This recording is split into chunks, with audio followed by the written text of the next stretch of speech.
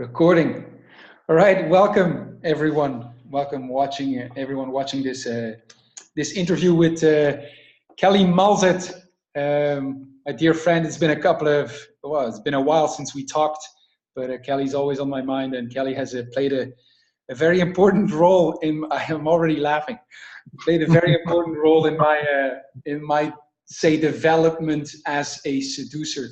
I was introduced to this. I'll tell you this, ladies and gentlemen. This interview fits into the endeavor, the project that I have of presenting to the world the people that have impacted or influenced or inspired or are inspiring me as a seducer, and how I want to move through the world, how I want to move through the land of women.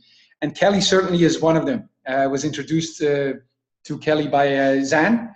He's a youth friend of Zan, and he always talked about back in the day. Talked about that bus driver, who got all the girls, and I kept pestering him about it. And then one day we decided to go and meet you in Kelowna, and I still remember it to this day. To meet Kelly in his hometown, in his home back in Kelowna in Canada, and I remember that it took me 5 minutes to understand what it was about, and it took me 5 minutes for his influence on me to be permanent. It was as if I got a bit of a green light to explore, indulge in, and celebrate the more sexual part of me. I thought I was accepting it, but when I met Kelly, it was a whole different thing, and it was it was very liberating to meet you, Kelly. And so I've always been very grateful for that moment and for the ongoing friendship ever since. And so with this interview, I wanted to present you to the rest of the world, or at least my following, talk about a couple of things that I noticed and that were impactful to me, and also offer a chance to people in the future to maybe work with you. And so that's why we're here. So thank you for accepting my invitation for this interview, Kelly. Absolutely, Hans. It's I'm actually sitting up in my truck because I feel like nobody else can hear me in the house. I got a girlfriend in the house, and she hears me talk sometimes. She gets a little pissed off. Just if I talk about past things, right? So, right. So I feel confined in my truck. It's only like 8 degrees here, but it's all right. I can hack it out. So it is kind of rainy in British Columbia, Canada right now, but it's a good day to be sitting on the truck. But yeah, it was. I remember that meeting you. That was in 2012 when you guys came. 2012. And Wow. We had a group of people here, and unfortunately it was November 5th.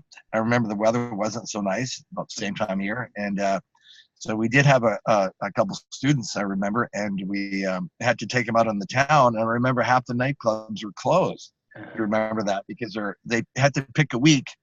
They got what happened was they get violations or they get suspensions if they don't meet the rules, and they have to shut down for a week. And so when that week had just happened to be that week, they all shut down. So we did have a hard time taking students out, but we did manage to have a good time. I know there was a couple there was blackbirds outside my house, which is like I hadn't seen in years. That was funny. And so yeah, it was. I remember the trip, and I remember a few after that. Yes. A few other times you've come to the house. So yeah, very nice. Yeah, we had great parties also in your place. We had some questions about that. I'll get to that in a point. But you said you're hiding almost in your truck because you don't want to. The sharing of the past maybe sometimes a bit of an issue maybe with other people in the house, but that's exactly what I would like to talk about first, and then we'll talk about your current situation. We never talked much about that, but as I'm presenting you to my following, I would love to know a little bit like your story. Well, first of all, let me ask you this: what's your current situation? What are you doing in life? You live in Kelowna. What do you do most of your time right now? Right now I have a business, and we're dealing with the direct marketing company, which is a CBD, which is a cannabinoids, which is a product from hemp plants, and it provides a pretty good income. So we're doing that throughout the States, actually, because we're not open to Canada. So we do a lot of that. I do have a wholesale vehicle company. I do trucks. I'm actually sitting on them right now, where I ship to the States and that. So that's a good profit. And for fun, I work in a nightclub in a strip bar, believe it or not. And I'm the VIP manager, or is a VIP manager of the strip bar. So I see a lot of shit that people wouldn't see.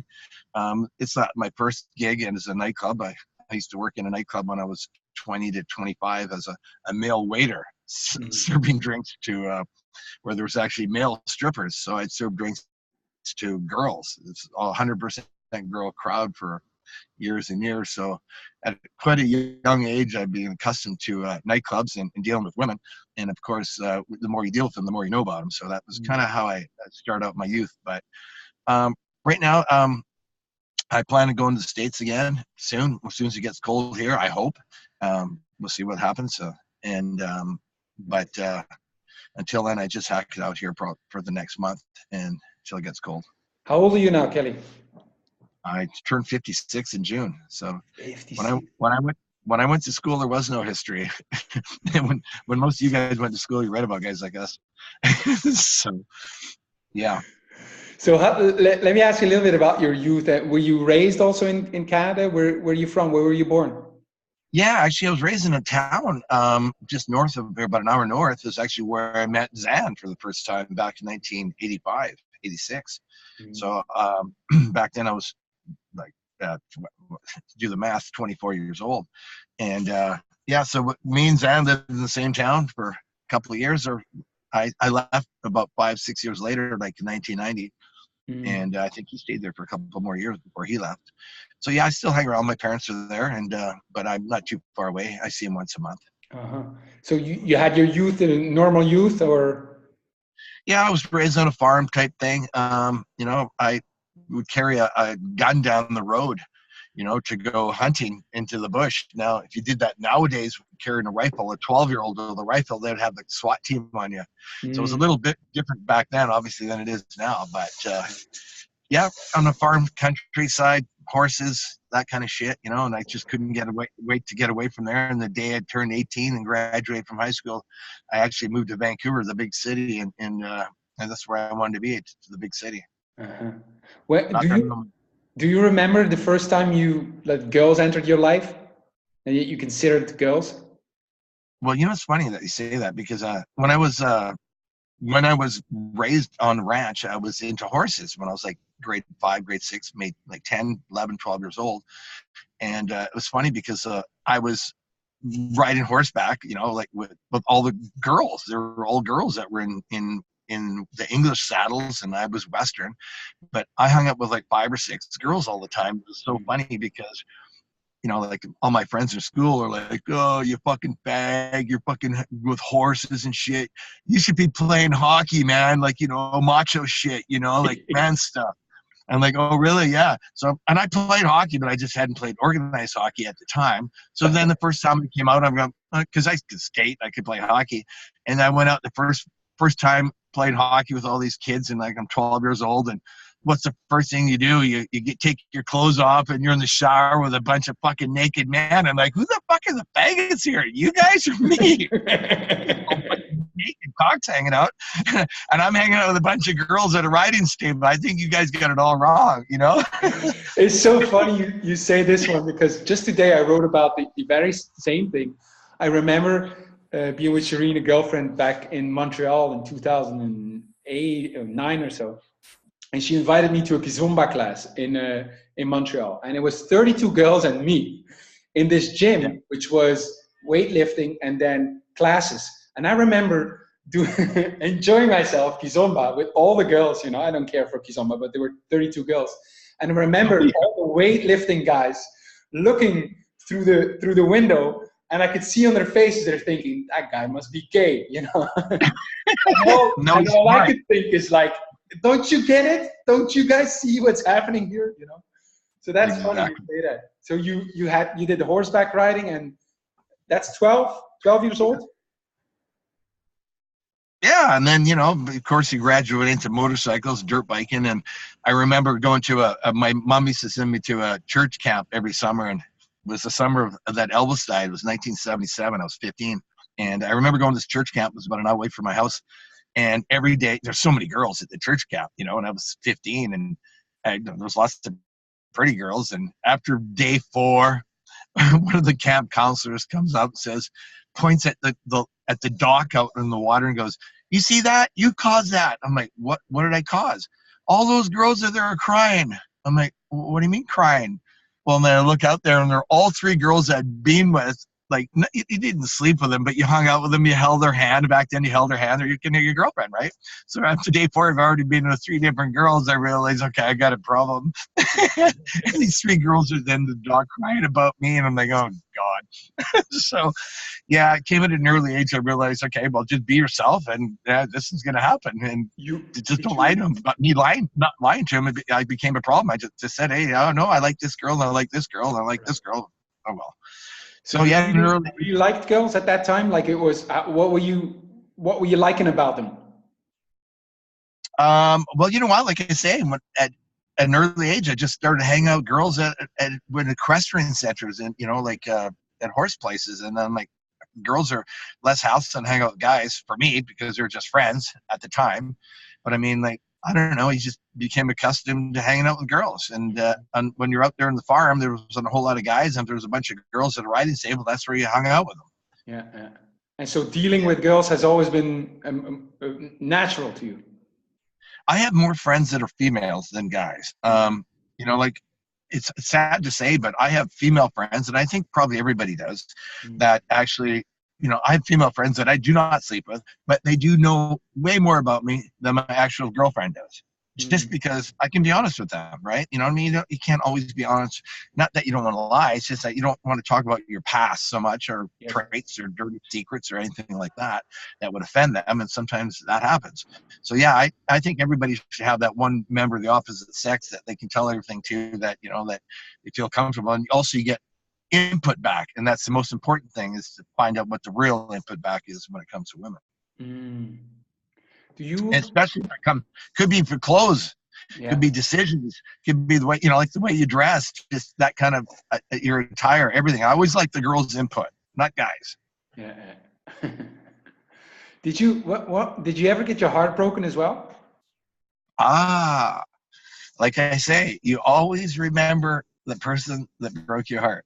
You, no matter how old you get, you'll be in your wheelchair at 80 years old, sitting at the old age home, and you'll look at the guy next to you and say, remember that girl that broke up with you or broke your heart?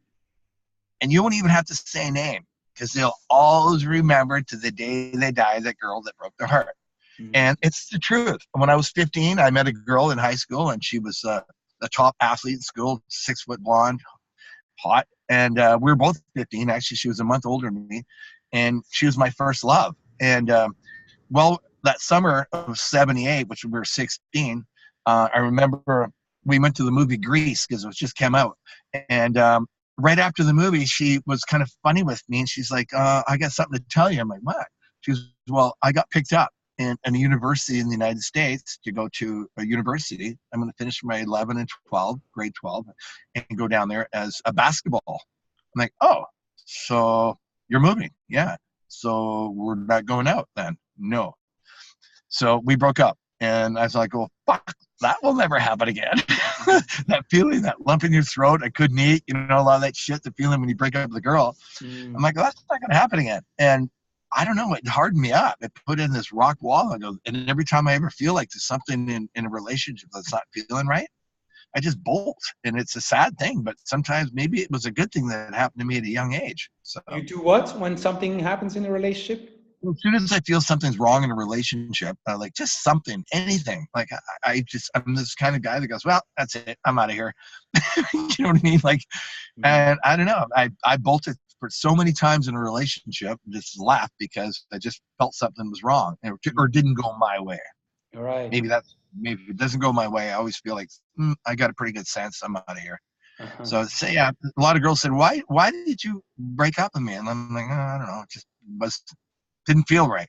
You know, and you run into them 20 years later, and they'll ask you the same question. I didn't feel right. So it's funny. Just today also, I talk with people about how being more prepared to leave in a relationship is necessary for a man. You got to be more prepared to leave it than her, because otherwise it will end badly. And Yeah. You know what? The truth is, I always say, and to my friends that are, you know, like moping around after they've been in a breakup and if the girl broke up with them, I always say that, you know, like this, it's a stupid analogy, but at the scene of an accident, when two cars collide, there's either you're a passenger or you're a driver, and you want to always make sure that you're the driver in anything. And unfortunately, when it comes to relationships, I know it sounds, you know, stupid saying this, but the truth is you always want to be in the driver's seat. Yes. I mean, it's obviously good to have everybody involved in your decisions in your relationship, but I mean, girls like, you know, leaders. They like, you know, they want that type of person, but you know, they also want to have the option what the hell they want to do. So, but I mean, like I always just felt like, you know, in a relationship, if you're not in the driver's seat, somebody else is in control. Exactly. So that's. And when you I say almost the exact same thing, except I talk about a boat. And when a woman is forced to steer the ship, she will hit for the iceberg because it's not in her nature. She doesn't like to be in it. It's out of resentment, even unconsciously, she will hit for the iceberg. And so as a man, like in a dance, it's your role to lead. It's your role to be in the driver's seat. And it's just a role. It's not the demeaning or patronizing. It's just the role. Only one can lead, and it's the masculine in a relationship, to me, that always has to lead. Otherwise, it will end bad. I've seen it time and time again. So, Yeah. the driver's seat, you say. That's a good way of saying it. Yeah, it's true though. Yeah.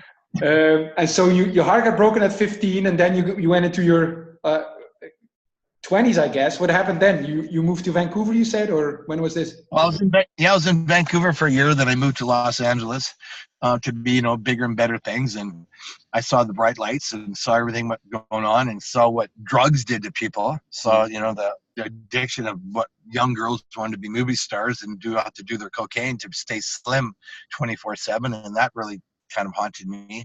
I made my decision at an early age that I would never date a girl that did cocaine, and I still have that. I broke up with the most beautiful girls you've ever seen simply because they could not get rid of their cocaine addiction. Not even an addiction for me. Just don't do it, period, and we will not have a problem. So yeah, you know, my last girlfriend, it was a problem, but wasn't a problem. She did it, and without me knowing, and I found out, I just broke up with her. It was it. Simple. Bye. We're friends. See you later. That's it. Right. You know, my good friend. Yes, And yes. she was a beautiful woman. you saw every intimate part of her. I got it. Oh man, I'll say this. It doesn't matter. I'll say this to people. One day I filmed Kelly and his girlfriend. But leading up to that, I didn't think you thought I was serious. Oh, so funny. I still remember. I said, I gotta be a good friend. I gotta do this right. Quit jiggling the camera hands and put both hands on the camera. Where's that one hand that's jiggling it? I do remember, though, we were laughing and you said too, you know, oh, I'm a bit gun shy now. Well, it is. Oh my goodness. So yeah. in all of this story, Kelly, what is it like? I'm trying to see the red thread. What is it that make you tick? What is your drive in all of this? Would you reckon? Well, you know what it is? It's not really drive. It's to blend in. You know, if you're in a pack of sheep and if you're the one wolf in there, you better blend in looking like a sheep if you want to get along with a sheep. You have to adapt. You have to, you know, not look like a wolf. So I'm talking about the same thing when it comes to women. If you're in a group of women, you want to be like the woman. You want them to feel comfortable around you, to talk to you the same way they would talk to their girlfriends. And part of that is them knowing that anything that they say to you, you don't go tell anybody else. Right. You know, that's the most important thing, is to blend in. Like I say, if you're gonna with a group of girls, I mean, all my girls I hang out with, girlfriends, they just think of me as one of the girls. You know, they hear all my dirty stories and vice versa. And your story shouldn't change whether you're with girls or you're in front of guys. So obviously, when you're with a bunch of different guys, it could be a little bit more sexual. You talk about the dirtier things, but the women, you obviously want to keep it, you know, straight, you know, a little more what's the word? Just not as piggish. So yeah, but blending in, I think, is the most important thing when it comes to women. Yeah, For yeah. sure. As a man, but what I was more asking, like, what is it? What drove you? You know, you're one of the most. How would I say? Um, um, you like women, and you try to find ways to be with them and understand them and be with them. What is it? What is it in all that drives you? Like, why do you do it? I don't know. It's just been my nature. It was always been my nature. When I go out on a Friday or Saturday night, I don't call my guy friends. They're just out there trying to get laid.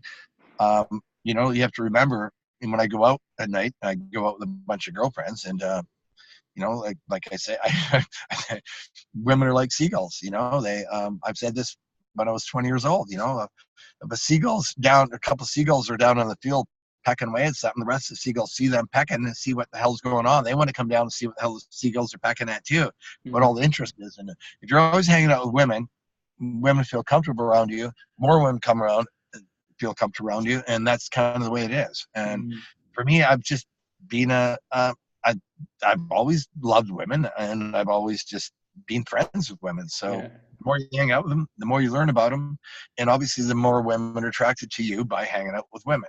And obviously, you know, I mean, we have our gay friends that are hang out with women, and the girls feel safe with them. But my friends and the girls know I'm not gay, so that's the bonus, and Yeah. that's the difference.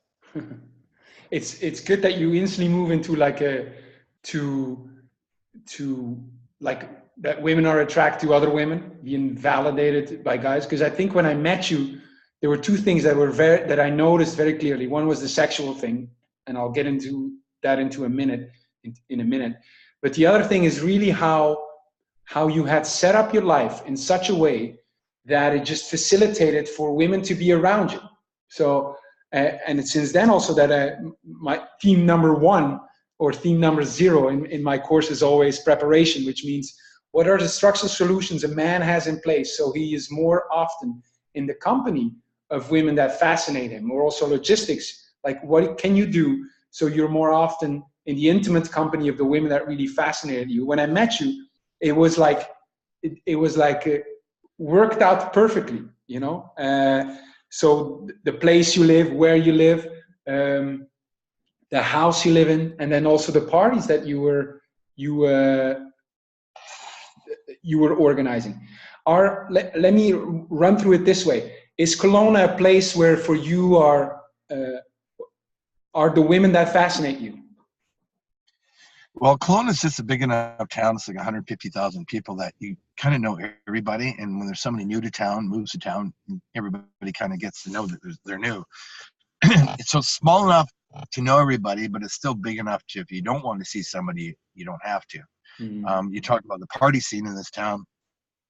Usually I shut my phone off every night at midnight. I don't care what day that is. When I go to bed, I shut my phone off the ringer because I'm always going to get texts and phone calls and messages on Facebook, people asking where the party is. Like, because they think I always know where the party is. So I learned that, a few years ago, shut your damn phone off. Otherwise, I'm going to be awake all night. Now, one of the keys to people talking about parties, one of the keys to a party, when you do throw a party or do have a party, is I always send like a text out to all the girls, and it's a simple text. Hey, we're having people over. There'll be lots of pretty girls. You should be here too. That sums it up. That means there's gonna be lots of pretty girls here. You should be here too.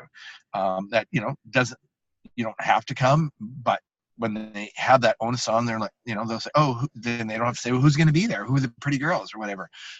Doesn't matter. There's going to be lots of pretty girls. And, they usually always come and bring pretty friends. So I like to have parties where there's more girls than guys. And I always, when the guys invite, even my best friends, I'll say to them, yeah, you can come, but you got to bring a girl.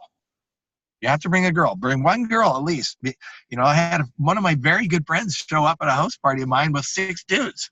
I'm like, oh, you know what? You can come in, but they can't. I hate to say that, but I don't want more guys and girls ratio at my party. And it's mean. I said, tell them to go get a hooker or something. Like, bring a girl. Don't show up with 6 guys at my house party. And because it just brings the ratio down, and there's nothing worse than a party when there's 20 guys and 2 girls, you know, and the 2 girls feel like they're just pieces of meat, you know. Exactly. It's since then also I have that rule, you know, all the time when I do a party, you know, girls are welcome. Guys, you got to bring a girlfriend and a bottle, you know. Oh yeah, that's another thing. Yeah, but don't show up without booze. Exactly. Yeah. I remember this party. Go ahead, Kelly. You remember this party in Montreal, don't you? Yeah. That's what you're gonna say, right? Kelly shows up, and it's since then that I really like start thinking. Kelly shows up, and instantly, in like I'm talking about 30 seconds, changes the music, changes the light in some way, and brings certain drinks, you know, and everything was geared towards having a party where girls feel more welcome and are excited. Am I correct? It's called aura. It was the aura there. It was too bright. The music was all wrong. There was everybody standing around like a lump on the log, and I didn't know what soul there.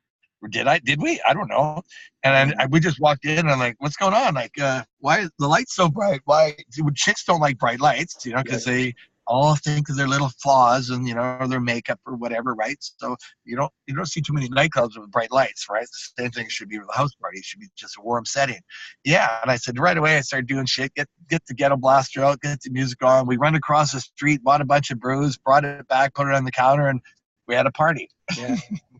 What else would you say? Like you said, drinks. I remember this distinctly. Drinks for girls, which was like Bacardi Breezer type of thing, you know, soft lightning, yellow rather than white. And like you said, the music. What else do you make sure you have, let's say, in the house when you organize a party? One of the things that will ruin your party is temperature. People are like, what are you talking about? You want to make sure that the girls' feet are warm. If a girl's feet are cold, her hands are cold, she's not going to have fun. And she's definitely not going to be comfortable. So I always like to tell people, make sure you got 21, 22 degrees Celsius or like 70, 72 at a party. Keep it nice and warm. People are like, really? Yeah. And I always have like tons of sandals, like slippers at the door.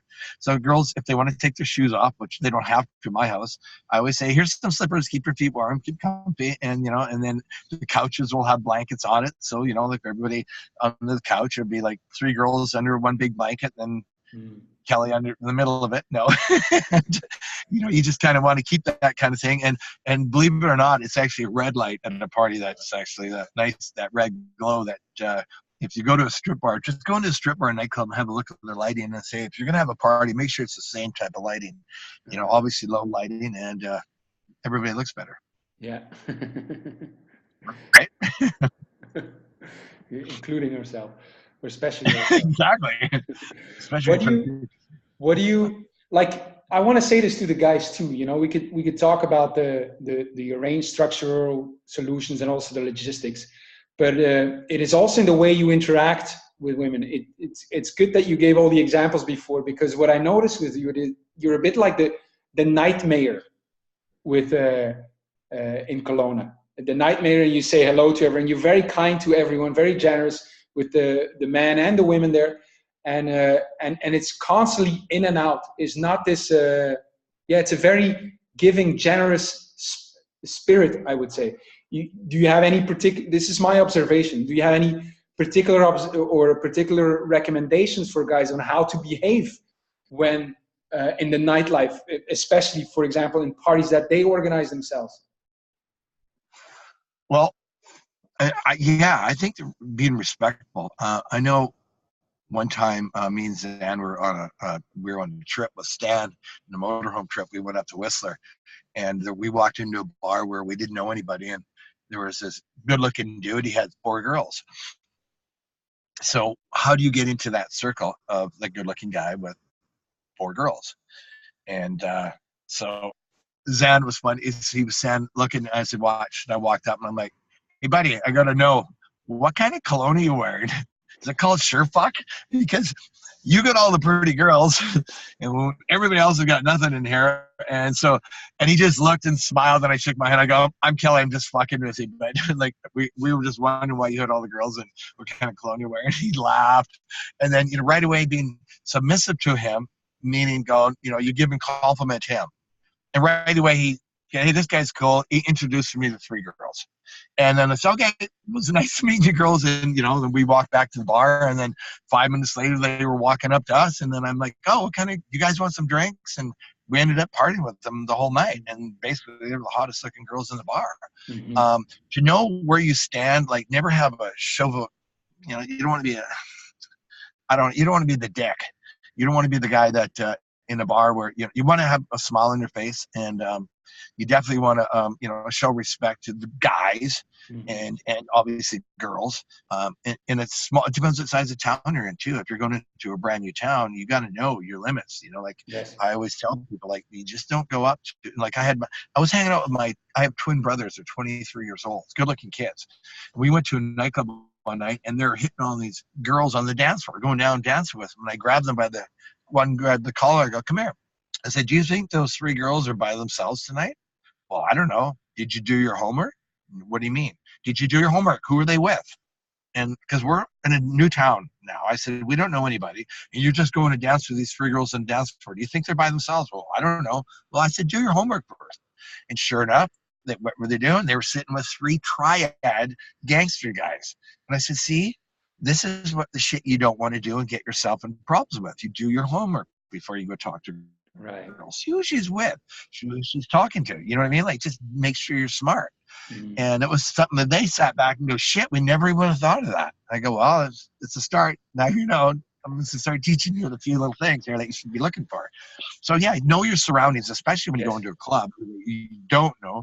If you're in a club where you do know people, it's obviously different, because then, you have your little group, you're hanging out with your group, and you can bring other people in your group, and that's, a little different. So.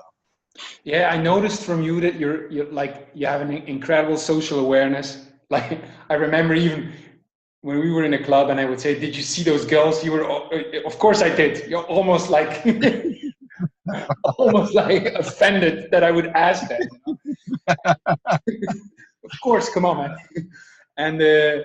And it's very, like, even in the I don't know if it's social awareness or if it's because Kelowna is a small town, but the way I noticed is that you do very little a pickup. You don't like go and do things or make things happen. You're very like, it's almost like this. You enter a space and it's like, this is my description of you. And you have a big neon sign above your head. I'm sexual. I'm here to fuck. Who wants some? But you don't really go to a girl and tell her, hey, I like you. I never seen you, like, maybe I missed it, but I never see you. You're very sexual, but you never express it directly to her. You understand what I mean? Yeah, I understand what you're saying. Yeah, it's always like, and it's like the old story where the guy goes and talks to the uglier girl, and and then the hotter one is like, oh, what's wrong with me? And really what you're trying to do is get to the hot one by talking to the one that's not so hot. I mean, there's different ways of skinning a cat, but that's usually if that's what you're referring to. As far as I know, when we go out the nightclubs and that, like, I always tell people, like, I know you talk about the approach method, and I'm like, well, I'm never one to go stand there and talk to a girl. I'm always just like, hi, how are you? I'm Kelly. You're pretty. Walk away. There's a little, you planted your seed. Now you're going to have that. So, well, if I was so pretty, why did he leave? Right. And the thing is, especially it's the best kind of bars are circle bars, like, say, Hard Rock Cafe, right? Because there's no corners, so you can walk into. Nothing worse than walking into a corner of a nightclub and you're like, where are we going now? You know what I mean? You just put yourself in a corner. So it's nice to have a bar setting where, if you're going to go to a nightclub or a bar setting, where it's a round table type thing, round bars, everybody sees everybody, nobody gets cornered. And like I say, the flyby method, like, hi, keep walking, get drinks, stand over there, and then keep walking. I hate being stuck in one spot, unless, of course, you're sitting at a table, and then you, of course, you can invite people over. But yeah, when I can walk into a nightclub and, like, literally in 10 seconds go, nope, nobody in here, let's go. Just simple as that. They're like, you didn't even look. Oh, yes, I did. There's nothing in here. Everyone. We've all done that, right? The flyby method, you call it. I've been naming it the swerve by method. And I'll tell you, I wrote a whole thing about it, exploring it, because we were working on that with Zan years ago. Yeah. We called it the non-approach approach. You call it the Right. flyby. With all the things that I've seen over the years now, I call it now the swerve by method, and I wrote a whole piece about it, and I'm going to bring it out soon. So if anyone is interested, let me know in the comments underneath, and I'll bring that out very soon. But that's indeed essential to the way you move through the world. I think like a mayor, in and out. You're never there staying there. You go in, you're out, and you can come back, but you never stay in and make it awkward. No, like I say, I remember when we were in Poland, we had some students there, and we had a house party. And I was telling the guys, go, listen, we're going to come to a house party, and there's going to be pretty girls there and stuff. And the thing is, you're going to enter a room, you're going to meet everybody for the first time. And obviously, the good-looking girls are the ones that are going to get all the attention, and everybody's staring at them. And when I say everybody, you mean everybody. And so what makes you different from anybody? And you know what? They asked Madonna, what guy are you attracted to when you walk into your room? Like, what is it? What is it? And she goes, I'm attracted to the guy that's least attracted to me. And what does that mean? Well, it usually means that because she's a good-looking girl, who she is, or if you're a pretty good girl, everyone wants you and everyone wants to hit on you. And I make this stupid analogy, and it's so true though. You walk into a room of a house where there's a dog, and everybody's in the room. Oh, look, a dog come into the room, and everybody's trying to reach out and pet the dog, right? And the dog goes around from each face, and what do? You acknowledge the dog, and that's it, and sit down. And people always say to me, there's 30 people in the room, and yet my dog doesn't like anybody, but he came over sitting by you and you're petting him now. I said, well, you know what? I wasn't the one that reached out for them. Like, everyone was trying to reach and pet him, right? Everyone was trying to get his attention. I'm like, I just thought, hey, hi, dog, hi. Nice to meet you, dog. Sit back, relax. And it's always the same thing. It sounds stupid analogy, but the guys that go hit on the girls, I mean, unless they're really hammered and drunk stuff, but if they're, it's not the type of girl I want, it's the girls that the girls want the guys that are least attracted to them. Like, oh, wait a minute, like, how many guys have told her, oh, you're so beautiful, you're so beautiful. Don't stroke their ego. Never stroke their ego. They know they're pretty. They hear it all day. And the thing is, like, you just act normal, say whatever things, act normal, tell your same stories you're going to tell your guy friends and then we won't have a problem. And I always say that to approach it when you first meet somebody is the most important thing about how you act it. Don't act needy. That's the key word. Mm-hmm. That makes That's sense. nice. Yes, perfect. It's the same way the being prepared to leave as in a relationship is the moment you meet is the same thing. I also thought of many other ways that the way to deal with women can be compared to the way to train dogs. But I won't get into That's a bad analogy, but the truth is, you've seen it. Your dog comes in the room, everybody's trying to pet the fucking dog. Mm-hmm. Leave the dog alone. It'll come to you eventually. You know what I mean? Exactly. Right. Let's ask me in closing, maybe. Let me ask you what is on your horizon, Kelly. What are you looking forward to in the near future with great joy and anticipation? I don't know. Really, I don't. I've got a lifestyle in Kelowna that's, I've been in a relationship now, the longest relationship I've been in my life, by the way. In November 11th, it will be 3 years, so it's kind of a record for me. A girl that's 45 years old, so she's 10 years younger than me, very mature, obviously. And we actually have both high expectations of what we want to do, where we want to go, and like to make money in the business and travel the world. So that's kind of the thing what we're looking forward to. Mm-hmm. Whether it happens or not, I don't know. I still sustain myself here by selling vehicles, which is a good profit. And but I don't know. Like I say, I've never been married. I've never asked a girl to marry me. I've been in relationships for 2 years plus, and then it comes always down to the thing. Well, my mom was asking, so are you planning on marrying me? And I remember my one response was, well, I don't plan on marrying anybody else. apparently that's not the right answer. Mm.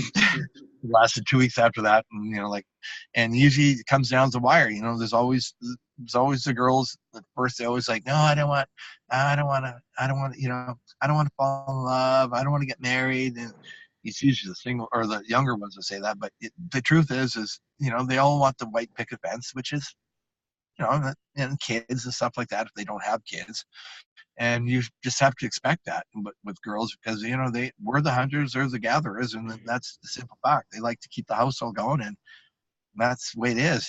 That's instinct, to have kids for them. Not everybody, but most girls, that's the way it is.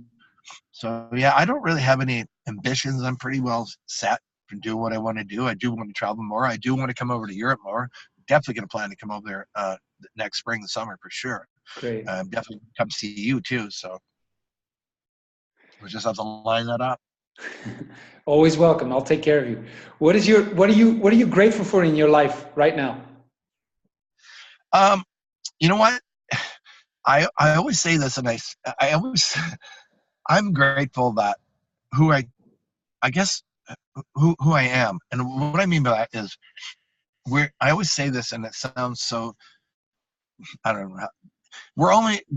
Guys are only as successful with women as God has allowed them to be, or whoever you believe in has allowed you to be.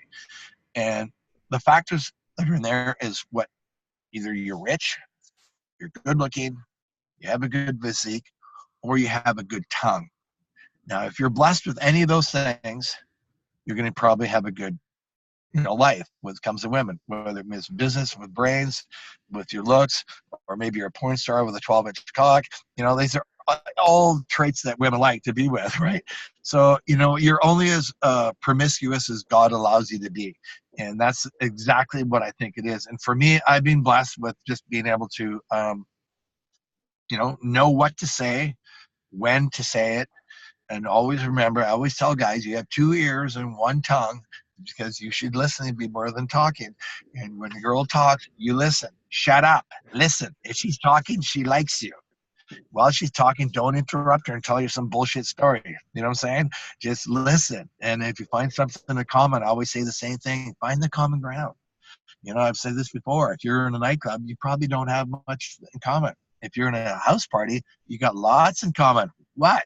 Who invited you here? Who did you know here? There's your common, if you don't, who do you know? Find something common. As soon as you find something common with a woman, they'll open up. And that's the most important thing, is to find something common. And when you do, shut up, listen, nod. Yes, I understand. Oh, I'm so sorry. That's what they want to do. They talk to the friends the same way, and they want to talk to you the same way. And don't talk about your bullshit stories to them. Don't talk about your past loves. Don't talk about your ex-girlfriends. Don't talk about anything else stupid that's to throw a wrench into the conversation.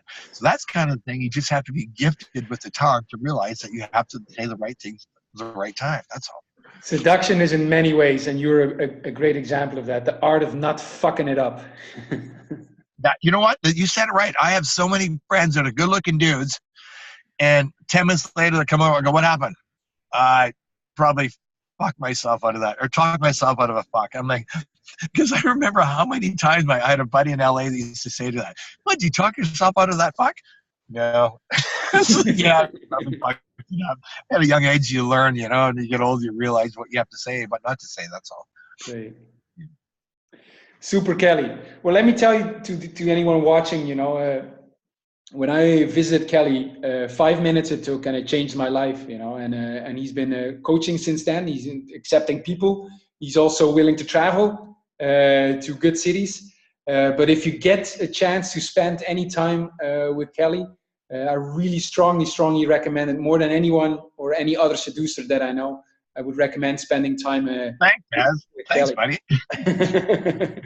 And how can people find you, unless through me they can find you, but what are the other ways they can reach you, Kelly? I'm on Facebook. That's the best way to reach me, especially, even my local friends reach me on Facebook. Yeah. One of the things that we should talk about is, like you say, I know it's to be short and sweet, but make sure that your social profile is very make sure it doesn't have a bunch of shit on it that's going to make you look bad. Remember, girls, when they meet you for the first time, they're going to Google your ass and find out what you're all about. One of the things they're going to come up with is social media. Make sure that your social media is very clean.